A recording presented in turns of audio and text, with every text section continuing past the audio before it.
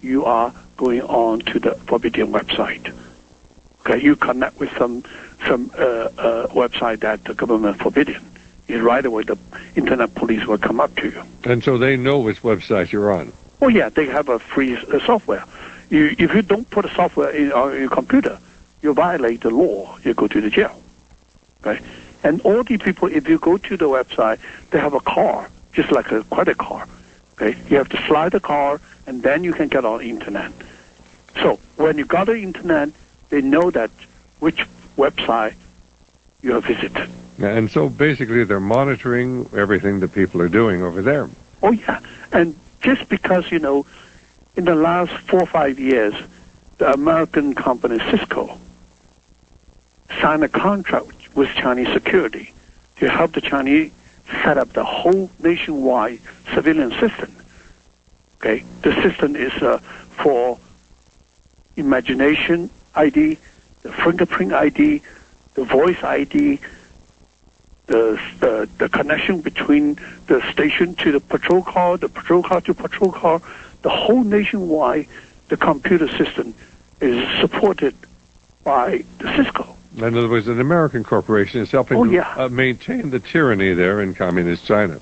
Yeah, and that means, and they say this is very normal. Cisco government, the Cisco managers say this is a very normal business. We just sell our products and training these people know how to operate. That's it. Right. And easily for the government to find out the dissidents or the people, disagree with the government right away can, find out. And, of course, so they can then know which website you're on and what you're writing and what... basically, if you're on a subversive website, one that's advocating freedom, the government will know, but then, of course, all governments really, I think, are to some extent or other monitoring what's happening with the Internet. But at least here in this country, why you're not hauled off to jail as you are in communist China. Yeah. And this is second topic we can talk about. And then today... the foreign company in China, they have employed many Chinese workers.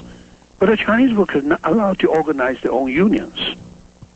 But it is major foreign companies. Because among these Chinese employees, they have many of them is Communist Party's member. So they set up a party branch in these foreign companies. So that means the unions, no. Communist Party branch, yes.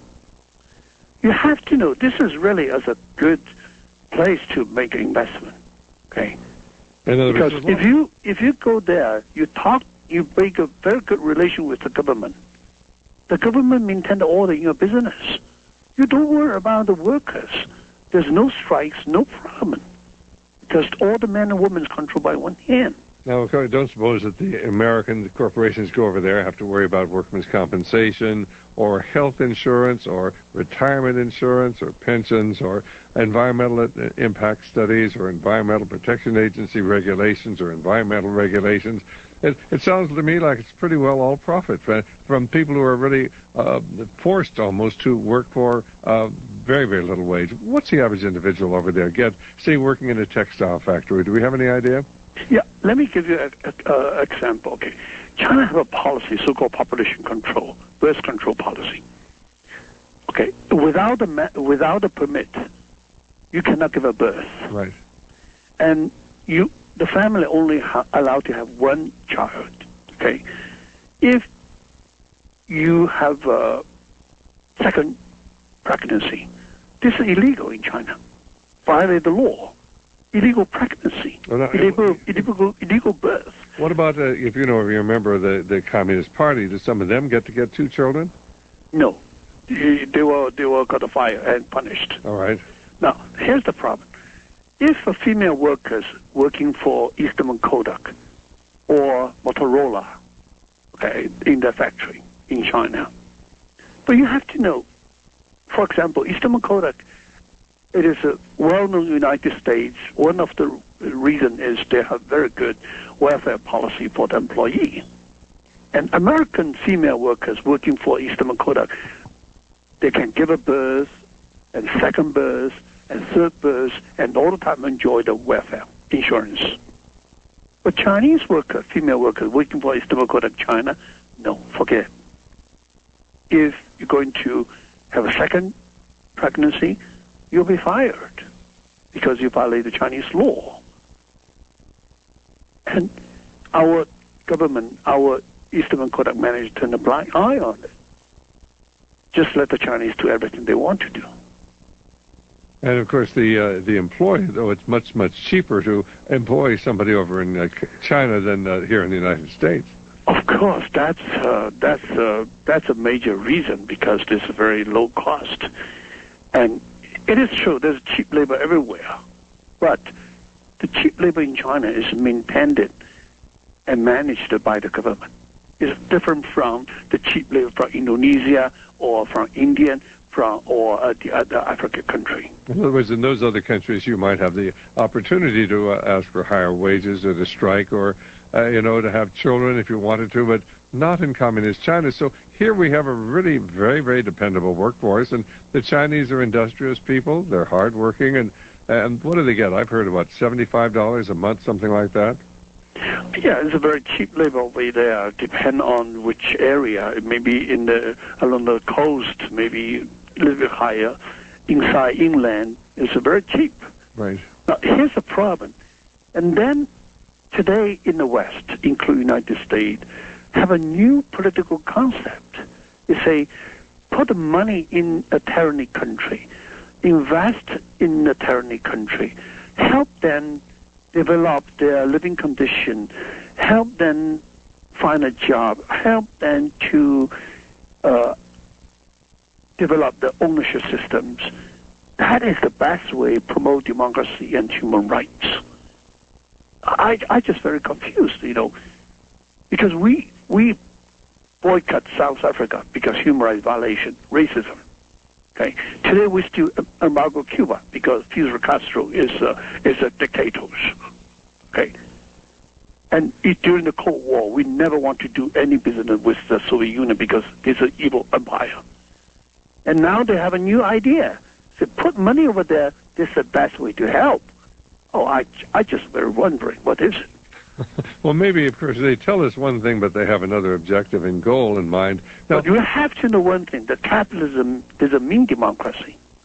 There's a number of the capitalist countries in the world, including Saudi Arabia, that there are no democracy over there. It is true, today, the living condition of the Chinese people is improving. Okay? Their life is much better than before. And suppose that this country economic situation gradually even pretty good, It doesn't mean that the political situation is different now. You can see just recently the State Department released the human rights report on China. The human rights situation is worsening, okay? This country still remains as a totalitarian regime. And what are the conditions like in the prisons? I've heard in the past that, if somebody's going to be executed, why they'll take their organs and sell them on the market. Is that really true in the communist? Oh, this is national policy. This is nothing talking about true or not true. This is national policy. We have the document, the government policy. So if you need if somebody needs an organ, why they're readily available because they just take them out of the people they execute. Now, what about the execution policies? I mean, are they killing an awful lot of people over there? Number one, since 1949 until today, 55 years, the government never released any information about execution. They never tell you that how many executions take place in China and when and how. Okay? Maybe just for propaganda, they release some of the case. And there's only one source today in the world, Amnesty International. Since 1990, they set up a small group, try to collect the information, release the information, and they tell the people, say, how many executions happen in China. For example, 1996, 4,675. Okay, that is 81% of the whole world record. Number one. Okay, and then another information from Amnesty International during the 90s, averagely every week.